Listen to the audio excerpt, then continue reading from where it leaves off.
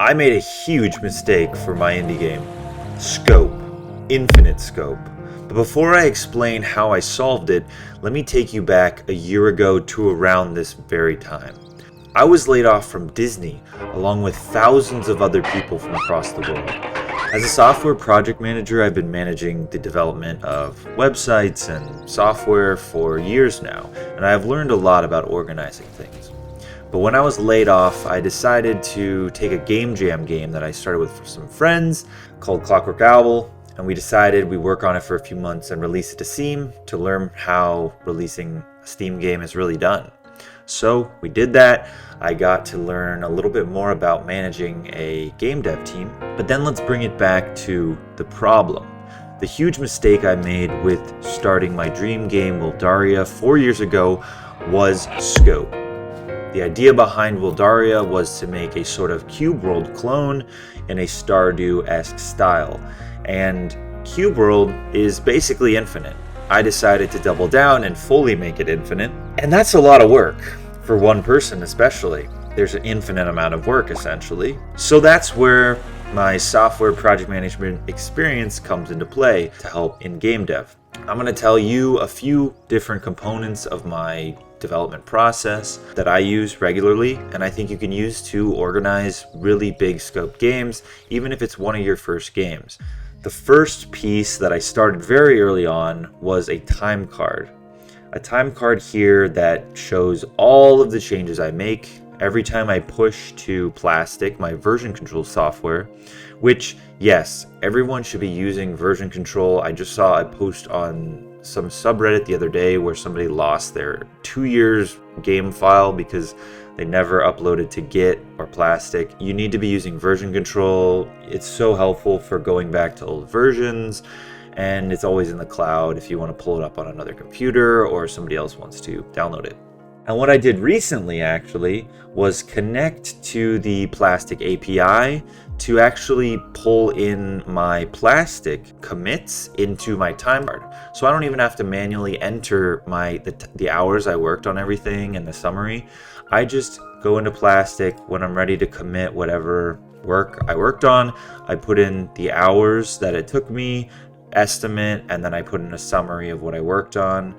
And then I literally check in, and it gets pulled into the time card, into this Google Sheet. It's great, and I can actually divide these up into the updates that I released to Steam, so I can see very quickly, grab this changelog, post it in Discord if anybody's wondering what I actually posted.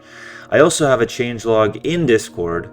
If you go to the changelog channel inside of here, you can see all of the commits that come from Plastic and automatically get posted here, which is kind of cool.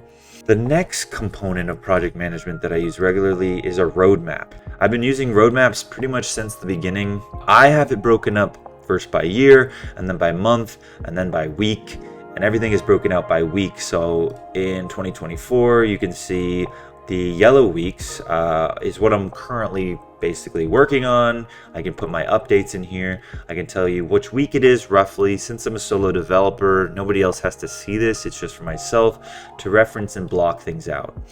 And that's another really important thing for an infinite or large scope game is regular monthly releases. It's been really helpful to always have a free version of the game that's in development so people can constantly be playtesting. They can join the Discord, let me know of bugs, and I can schedule those in the next release. And the next thing, which I feel like a lot of people use, is just ticketing software. I use Trello for myself, and I can create tasks for updates, and I just use checklists for everything that I want to complete in an update, and then I can, once I'm done and I release it, then I just move it to resolved. And if it's fully done, then I just move it for completed for good. This is just really helpful to see your progress. Checking things off is a really nice dopamine release for small tasks getting done. You complete like 3 things in a day that you were developing and working on. It's just so satisfying, keeps you going. Same kind of idea for the time card, but the time card shows you long term. I'm so dedicated to this project. You can also have it split up for the other team members on your team if you have them, and you can use those hours to actually define equity for the future. So what have I accomplished with all of this project management? Within the last month, I've been working on a super cool new pet update that's really core to the game progression in Wildaria. Basically, there are new pet abilities, and they're functional, but you can also use them in combat.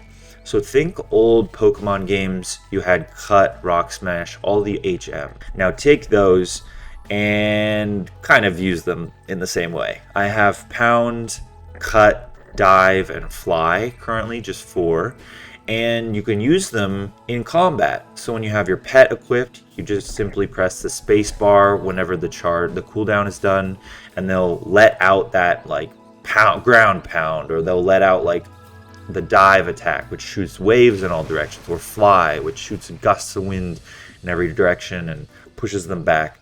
All of them can be used as like a special ability in combat with your pet, so you can kind of double team enemies. Really fun addition to combat. But also, just like in those old Pokemon games, you can use Cut to cut down small trees that will block your way eventually, and smash rocks with the ground pound.